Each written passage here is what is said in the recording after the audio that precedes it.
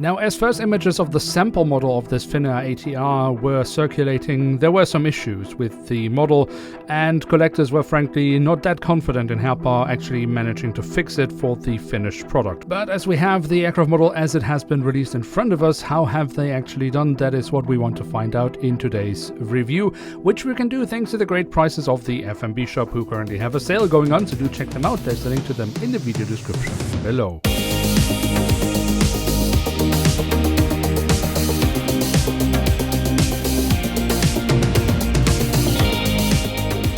So with that, hello and welcome to a new episode of Review, where we today will take a closer look at a ATR72-500 of Finnair.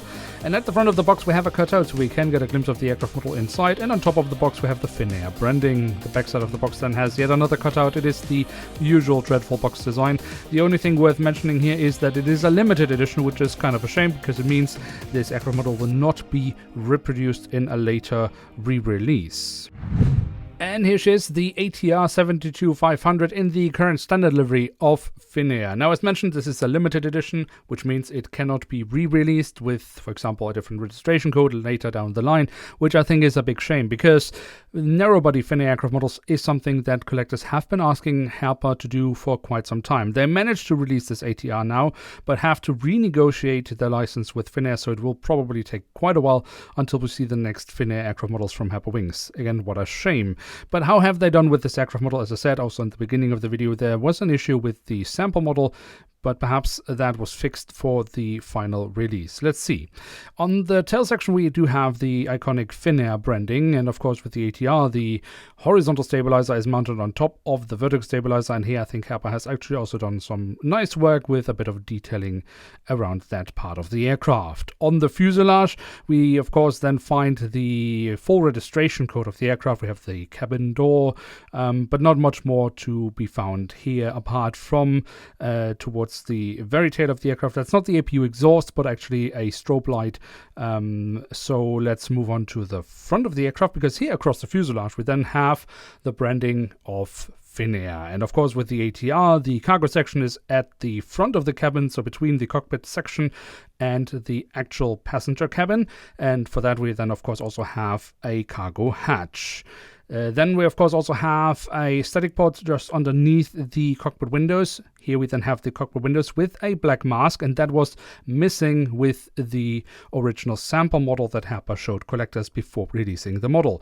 Apart from that, we then of course also have the window wipers. We have the last two letters of the registration code, and above that we do also find the emergency hatch for the cockpit. So overall that actually quite nicely detailed for such a tiny little aircraft in scale 500. Now, the engines of this little turboprop have of course been kept in all white, and on first glimpse they don't look that detailed, but if we look a little bit closer we can see there are actually also some printed details. And as always with the turboprops or ATRs in general from Herpa Wings, they can move the blades.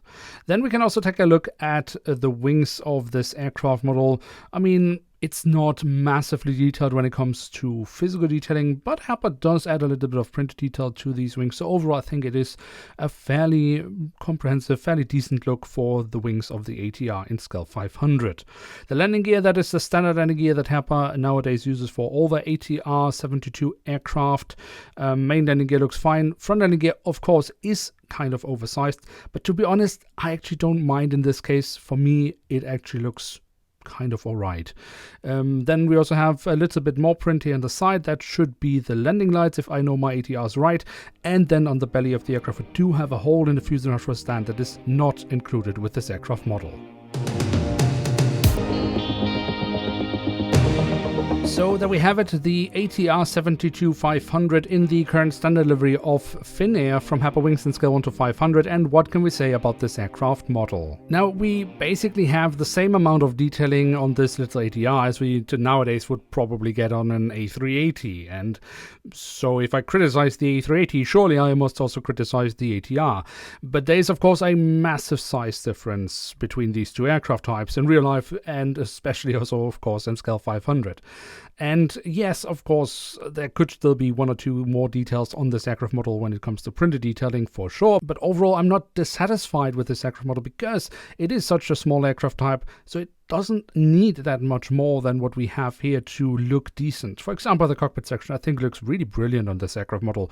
And yes, I know the landing gear itself is technically oversized, the front landing gear at least, but I don't really mind. I mean, yes, the older generations of ATRs had smaller landing gear and they changed it.